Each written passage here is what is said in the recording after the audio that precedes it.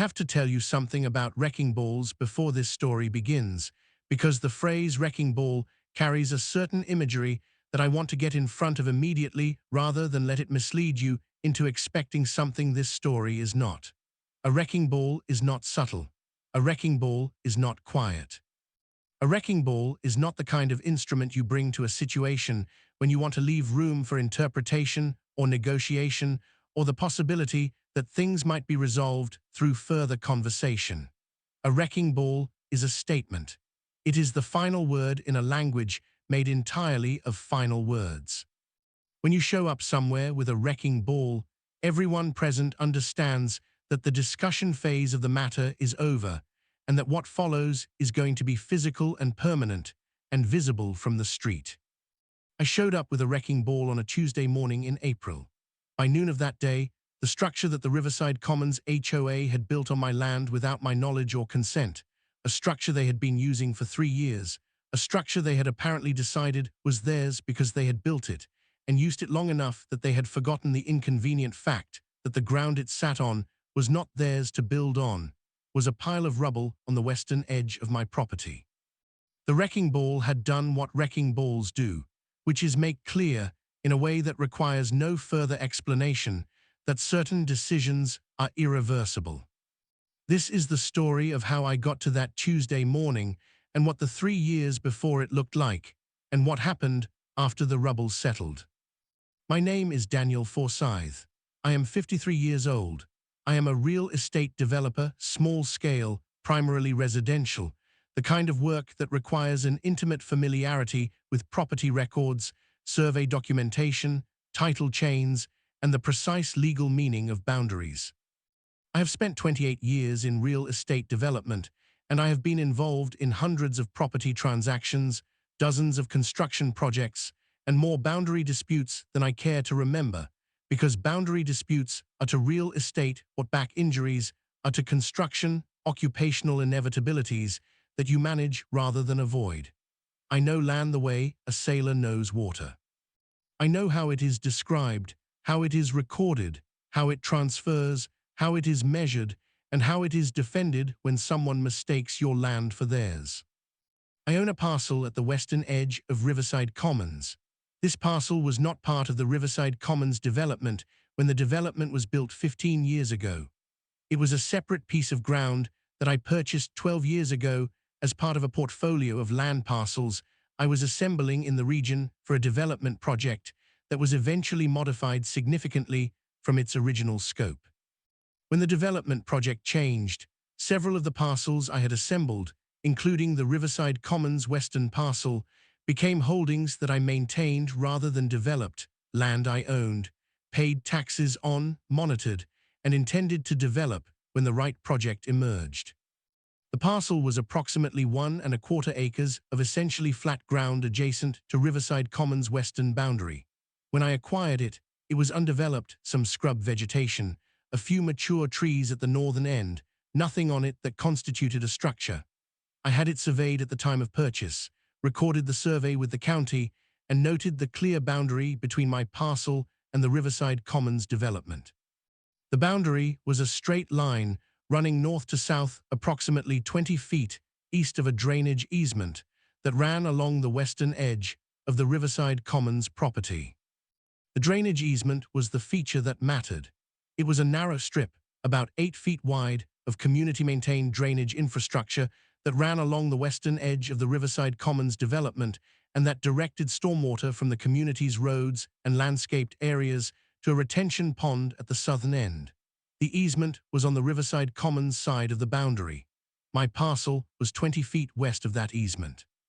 The boundary between the Riverside Commons development and my parcel was as clearly surveyed and recorded as any boundary I had worked with in 28 years of real estate. I visited the parcel periodically, perhaps twice a year, to walk the ground and check on the vegetation and make sure nothing had changed. For the first 8 years of my ownership, nothing changed. The parcel sat undeveloped, and I maintained it and paid taxes on it, and it was mine, and nothing happened on it that was not mine to cause. Then I visited in year 9 of my ownership and found a building on it. Not a large building, not a residential structure or a commercial installation. A storage building, approximately 20 feet by 30 feet, single story, concrete block walls, metal roof, two sets of double doors on the east face, a small utility connection on the south side. A solid, professional-looking storage building that had clearly been there for some time, because the vegetation around its foundation had grown in a way that suggested the building had been sitting on that ground for at least a year, possibly two. I walked around the building. I checked my survey documents, which I had in the truck because I bring survey documentation when I visit parcels. I confirmed the boundary line. The building was on my land, not straddling the boundary, not close to the boundary, solidly, entirely, without any possible ambiguity, on my land. The nearest corner of the building was approximately 6 feet inside my property boundary. I stood at the corner of my land and looked at the building that someone had put on it, and I felt, in the specific vocabulary of someone who has spent 28 years in real estate development, a very clean kind of anger. Not hot anger, not the anger that makes you want to do something immediate and regrettable. The cold, precise anger of a professional who recognizes that something has been done wrong to him and is now cataloging the dimensions of the wrong and beginning to calculate the response. I got out my phone and started documenting. Photographs, measurements, the relationship of the building to the survey stakes I had placed at the boundary corners 8 years earlier when I bought the land. The stakes were still there. Property survey stakes are not the most permanent things in the world, but mine had been set in concrete and they had survived 8 years of weather and foot traffic and whatever else the world had done to them. They were still accurately placed, and they told the same story they had always told, which was that the building was on my land. I got back in the truck and drove to the county recorder's office and pulled the permit history for any structures on my parcel. There were no permits, no building permit, no electrical permit, no utility connection permit, nothing. I drove home and called my attorney, a meticulous woman named Catherine Park, who had handled my real estate matters for 15 years and who was, when it came to property rights and the legal mechanisms for enforcing them, the most thorough attorney I had ever worked with. Catherine said she would have a research associate pull the full property and permit history for the parcel and the adjacent Riverside Commons community property by end of day. She said she would call me the following morning. She called at 8 a.m. What her research had found was the following. The storage building had been constructed approximately 2 years earlier by the Riverside Commons HOA, apparently as a storage facility for the community's maintenance equipment, mowers, leaf blowers, seasonal supplies, the kind of material that an HOA accumulates over years of common area maintenance. The building had been constructed without permits, a code violation in its own right. It had been constructed entirely on my parcel, which the HOA had apparently either not noticed or had decided not to investigate. There was no document, no correspondence, no board meeting minute in any record that Catherine's associate had been able to find that indicated the HOA had ever made any inquiry into the ownership of the land they were building on. They had simply looked at a piece of ground, decided they wanted a building on it, and built the building. Catherine said she was going to send a formal demand letter to the Riverside Commons HOA immediately. The letter would demand the immediate removal of the unauthorized structure from my property within 60 days, compensation for the unauthorized use of my land for the period the structure had been there, and confirmation that no further encroachment on my property would occur. She sent the letter, the HOA president, a woman named Sandra Kelleher, who had been in the role for 4 years and who had either authorized the construction or had been aware of it, responded through the HOA's attorney. The HOA's attorney made 3 arguments. The first argument was that the building was on Riverside Commons property. The attorney cited a survey they had commissioned, a survey that showed the building was within the Riverside Commons boundary. Catherine compared their survey to my original survey and found that their survey had been commissioned from a firm that had made a boundary calculation error that placed the Riverside Commons western boundary approximately 30 feet further west than it actually was, 30 feet. on a 20-foot setback from the drainage easement. The error was significant, and Catherine noted, the kind of error that a developer doing due diligence before construction would have checked against the existing recorded survey. The second argument was that even if the building was on my property, the long-term use constituted an implied license or a prescriptive right. Catherine destroyed this argument methodically. Implied license requires the property owner's awareness and acquiescence. I had not been aware of the construction until I visited the property. Prescriptive rights require a statutory period of adverse use. 2 years was not the statutory period in our state. The third argument was that demolition of the building would constitute waste and economic harm to the HOA and its members, and that a court would be likely to award monetary damages rather than order demolition. Catherine said this argument was partially correct. Courts sometimes do prefer monetary remedies to demolition. She also said that the decision about whether to accept money or insist on removal was mine to make, not theirs, and that the argument was a negotiating position rather than a legal conclusion. I sat with Catherine's analysis for a week, then I called her and told her my position. I was not interested in monetary damages.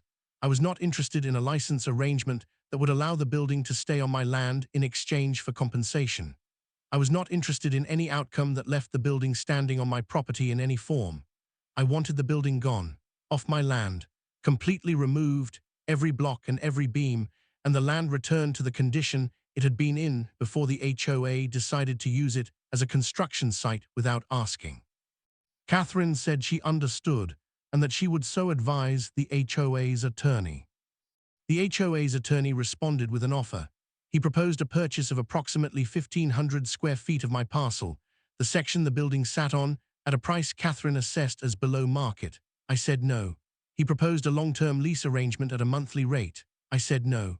He proposed mediation. I said there was nothing to mediate.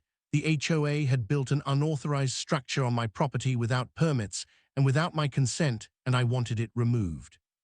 The HOA's attorney asked whether I would be willing to give the HOA 6 months to plan the removal and arrange for the transition of their stored materials to another location. I said 60 days, as originally stated in Catherine's initial demand letter. The 60 days passed. The building was not removed. The HOA had, based on subsequent communications from their attorney, apparently decided that I would eventually accept a financial settlement rather than pursue removal, because removal was expensive and complicated, and most rational parties in property disputes of this kind preferred money to demolition. They had assessed me as a rational party who would choose money. They were not entirely wrong about the rationality, but they were wrong about what a rational party in my specific position, with my specific professional background and my specific relationship to land and property rights, would decide when the alternative to demolition was accepting that someone could build on your land without permission and then buy their way out of the consequences. I was not going to accept that, not because I could not use the money, though the money they were offering was inadequate, because accepting it would establish a precedent for my property that I had no interest in establishing. My land was my land, and what happened on it was my decision, and the conclusion of unauthorized use of it was going to be removal, complete and physical and visible, and not a check that let the HOA tell themselves and their community that they had handled the situation correctly. I called a demolition contractor named Bill Peterson, who I had worked with on several development projects and who ran a competent, efficient demolition operation. I described the job. Bill said he could do it in a day with the right equipment.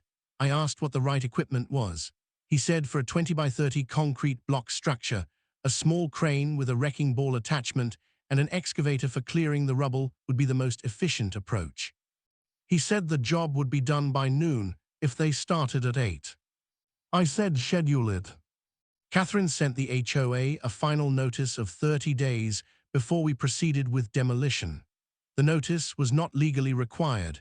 I had given them 60 days and they had used none of it for removal, but Catherine said it was good practice to provide a final opportunity and documentation that the opportunity had been provided. Sandra Kelleher, the HOA president, called me personally for the first time in this entire process when she received the final notice. She asked if I was serious about demolition. I said yes. She said the building contained the HOA's maintenance equipment and that demolition without notice would damage their property. I said I had given them 60 days of notice followed by a 30-day final notice and that they had 90 days total to remove their property from my land and had not done so. She said she needed more time. I said 90 days was sufficient time to move a storage building's contents to a temporary location while permanent arrangements were made. She said the HOA board had not been able to agree on an alternative storage solution. I said that was not my problem. She asked if there was any amount of money that would change my decision. I said no. She said she would get back to me.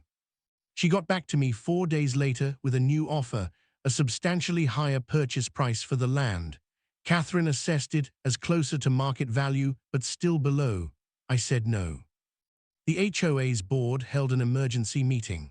Catherine told me about it because one of the board members, a man named Richard, who had been on the board for 2 years and who had apparently not known about the building or the land situation until the initial demand letter arrived, had reached out to Catherine's office to ask about the status of the situation. Richard had apparently told Catherine's associate that the board was divided and that several members were upset about having been placed in this position without full information about how the building had come to be on someone else's land. I noted that detail and did not act on it yet. The 30 days of the final notice expired. On Tuesday morning, I arrived at the western edge of my parcel at 7:45 a.m. Bill Peterson's crew was already there, the crane, the wrecking ball, the excavator, 2 dump trucks for the rubble. Bill had done all the required coordination with the county for demolition operations. The permits were in order. The safety perimeter was established. Everything was ready. Sandra Kelleher and 2 board members arrived at the edge of my parcel at approximately 8:15, apparently having seen or been told that equipment had arrived. Sandra said she wanted to discuss the situation further. I said there was nothing further to discuss and that demolition was proceeding. She said she would call the police. I said she was welcome to call the police and that the police would confirm that I was conducting a permitted demolition on my own private property. She called the police. The police arrived at 8:40. The officer reviewed my property documentation, the demolition permit, and Catherine's file of correspondence with the HOA. The officer said everything appeared to be in order and that the demolition was proceeding on private property with appropriate permits. He suggested to Sandra that she and the board members step back to a safe distance. They stepped back. Bill's crew began at 9:05 a.m. Part 2. The wrecking ball is a remarkably direct instrument. I have been on demolition sites before. Development work involves demolition with some regularity, but I had not previously been present for the demolition of a building that was on my land without my consent. And the experience of watching it was different from the clinical professional experience of watching scheduled demolition in a development sequence. It had a quality of resolution that the clinical experience does not have. Each impact of the ball against the concrete block walls was precise and consequential in a way that felt, to me, accurate, not punitive, not angry, accurate. Each impact was the physical statement of a property right being exercised, and the statement was clear and unambiguous in a way that 90 days of letters and counteroffers had not been. The concrete block walls came down in sections. The metal roof followed in pieces as the supporting structure was compromised. By 10:45 a.m., the walls were down, and the excavator was moving through the rubble, sorting and loading the dump trucks. Bill ran a clean operation. His crew was efficient and systematic, and the debris was removed progressively as the demolition proceeded, so that by noon, when the last load went into the final dump truck, the site was cleared to the ground level, and all that remained was the concrete slab the building had sat on. I had asked Bill about the slab in advance. He said he could break it and remove it, or he could leave it in place, and that leaving it was less work and less cost, and that if I intended to develop the parcel, the slab could be used as a base for a future structure or broken out at that time. I said leave it. The slab was not the HOA's trespass on my land. It was evidence of their trespass, and I was comfortable leaving it visible as documentation that the land had been encroached upon and that the encroachment had been removed. Sandra Kelleher had remained at the edge of the property for most of the demolition. I saw her there periodically, standing, watching, making phone calls that I could not hear. At some point during the excavator's clearing of the rubble she left. I did not see her leave. I was talking to Bill, and when I looked at the property edge she was gone. The HOA had, during the 90 days between my initial demand and the demolition, moved approximately half of the equipment that had been stored in the building to a rented space. The other half, mowers, a utility trailer, several large bins of seasonal materials, had still been in the building when demolition proceeded. This was the HOA's choice. They had had 90 days. They had used 50 days of that to make counteroffers and 40 days to apparently argue internally about alternative storage, and neither to fully clear the building of their property. The equipment that had been in the building was a casualty of that choice. The mowers and the trailer were damaged by the demolition. The seasonal materials were a total loss. The HOA's attorney subsequently made a claim that I was liable for the damage to their property. Catherine responded that the HOA had been given 90 days of formal notice plus a 30-day final notice before demolition, and that their failure to remove their property from my land during that period made them responsible for any damage to it. She cited the relevant case law on property left on another's land after notice to remove. The HOA's attorney did not pursue the claim further.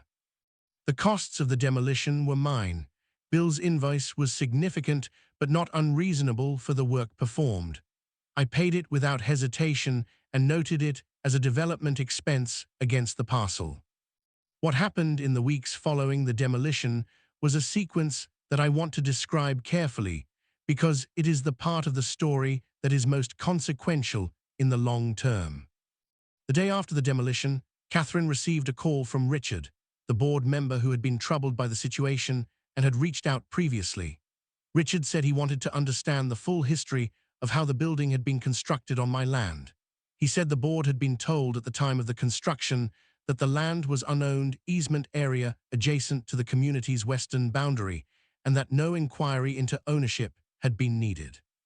He said he was now obviously aware that this representation had been incorrect and that the board had authorized expenditure of HOA funds for construction on private property based on incorrect information. Catherine asked who had represented to the board that the land was unowned easement area. Richard said it had been Sandra Kelleher. Catherine relayed this to me that afternoon. I thought about it for 2 days. Then I told Catherine I wanted to know, specifically, whether Sandra had known the land was mine at the time she represented to the board that it was unowned. Catherine said that was an important factual question that could be investigated through the discovery process if we filed a civil action, which we had grounds to file based on the unauthorized construction, the cost of the demolition, and the 3 years of unauthorized use of my land. I asked Catherine to file. The civil action was filed against the HOA and against Sandra Kelleher personally. The claims were unauthorized use of private property, trespass, the cost of the demolition, and once discovery began, a claim for fraud against Sandra individually based on what discovery revealed. Discovery was, as Catherine had predicted, informative. The HOA's records, produced in response to our discovery requests, contained documents that Catherine found in the second week of review and that changed the character of the case significantly. Among the board meeting minutes from 3 years prior, the meeting at which construction of the storage building had been authorized, there was a document attached as an exhibit. The document was a printout of the county recorder's parcel map for the western edge of the Riverside Commons community. The parcel map clearly showed my parcel as a separately owned lot, with my name visible in the ownership field. The parcel map had been attached to the board meeting minutes as an exhibit. Sandra had presented it at the meeting. The ownership information was on the document she had presented. She had then told the board the land was unowned easement area. The ownership information was on the document in her hands when she said it. Catherine presented this to me and said the discovery had produced evidence of knowing misrepresentation to the board, which was the factual basis for the fraud claim against Sandra personally, and which also supported a claim that the board members who had relied on her representation had been deceived. I sat with that for a while. The deception had three consequences that I wanted to think through carefully. The first was what it meant for the civil case, which Catherine said was now significantly strengthened. The second was what it meant for the board members who had been misled and who, in Richard's case at least, were genuinely troubled by what had occurred. The third was what it meant for Sandra's position as HOA president. I had a conversation with Catherine about the third question. I told her I was prepared to proceed with the civil case against Sandra personally, but that I was also interested in an outcome that addressed the situation comprehensively, not just my monetary damages, but the underlying governance failure that had allowed an HOA president to mislead her board and use HOA funds to build on private property. Catherine said those were legitimate goals and that the civil case could pursue them directly, but that there was also a parallel path through the HOA's own governance structures that Richard and other board members might be positioned to pursue independently. I authorized Catherine to share the discovery finding about the parcel map with Richard informally, through a communication that made clear it was not part of the litigation directly, but was information he might find relevant to the board's own assessment of the situation. Richard convened a special board meeting within a week of receiving the information. I was not present at that meeting.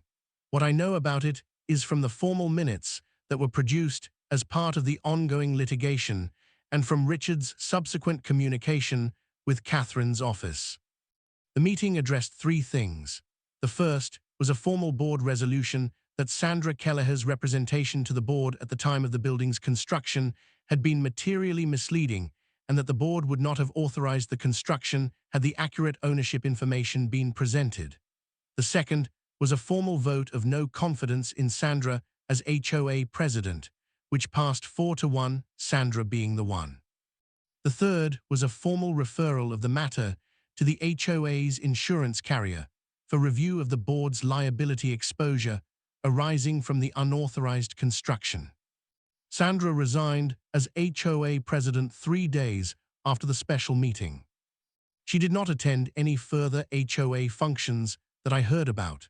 She remained a homeowner in Riverside Commons, but based on what Catherine heard through the HOA's attorney in the subsequent months, had become considerably less active in community affairs. The civil case settled 8 months after it was filed. The settlement included the full cost of the demolition, the cost of the 3 years of unauthorized use of my land, calculated at the appraised fair market rental rate for comparable land in the area, and my attorney fees for both the pre-litigation and litigation phases. The total was, I will say without being specific, a meaningful amount. It was paid by a combination of the HOA's insurance and the HOA's reserve fund, with a smaller contribution from Sandra personally as part of the resolution of the fraud claim.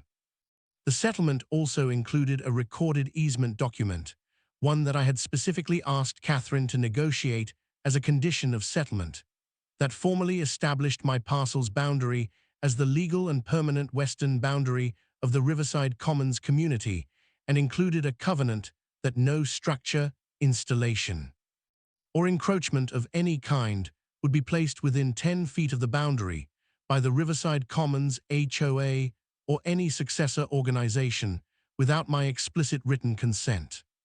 That covenant is recorded. It is part of the public land record. Any title search of either my parcel or the Riverside Commons community property will find it. Any future developer, buyer, or HOA board that looks at the western boundary of the Riverside Commons community will find a recorded document that says in legal language what I had been saying for the previous several years in letters, and demands, and finally, on a Tuesday morning in April, in the language of a wrecking ball. The concrete slab is still on my parcel. It is exactly where it was when Bill's crew cleared the rubble, a clean rectangular slab, 6 inches of concrete, the footprint of a building that used to exist there and does not anymore. I have not developed the parcel yet. The right project has not emerged, and I am patient in the way that a developer with a land portfolio is patient, willing to wait for the right alignment of timing and market and vision before acting. When I do develop the parcel, I will probably break out the slab. Its concrete will go into the development's aggregate base somewhere, recycled into the new thing, as the old thing's material always eventually is. The land will become something I have planned rather than something someone else built on it without asking. That is how it should be. That is how it will be. Richard became the new HOA president after Sandra resigned. He brought to the role a particular quality of seriousness that I think was shaped by the experience of having been misled and having participated, unknowingly, in an action that caused real harm to a property owner. He told me at a community meeting approximately 6 months after the settlement that he thought about the situation often and that it had fundamentally changed how he thought about due diligence in property-related decisions. He said the board now required independent legal review before any action involving land or construction, full stop, regardless of how clear the situation appeared from the board's own information. I said that sounded like the right policy. He said he thought so too, and that he was sorry it had taken something as dramatic as a wrecking ball to get there. I said some things require a certain kind of clarity before they can be understood. He thought about that for a moment and said he supposed that was true. The wrecking ball had provided the clarity. It had provided it at 8 in the morning on a Tuesday in April, swinging against concrete block walls on my land, and the clarity had persisted and propagated in ways that a letter or a lawsuit alone would not have produced. The letters had been ignored. The lawsuit had been necessary and effective, but slow. The wrecking ball had happened in a morning, and its effect on how the situation was subsequently understood by every party involved was immediate and permanent, and exactly proportionate to the 3 years of unauthorized use that had preceded it. Sometimes the clearest thing you can say about your property is said with the equipment designed to settle, once and for all, what is and is not going to remain standing on it. I said it on a Tuesday morning in April. Nobody needed it, explained further. Thumbnail text. Line 1, HOA Karen secretly built a storage facility on my private land and used it for 3 years, so I showed up with a wrecking ball. Line 2, then Discovery revealed she had my ownership documents in her hands when she lied to her own board about it collision building.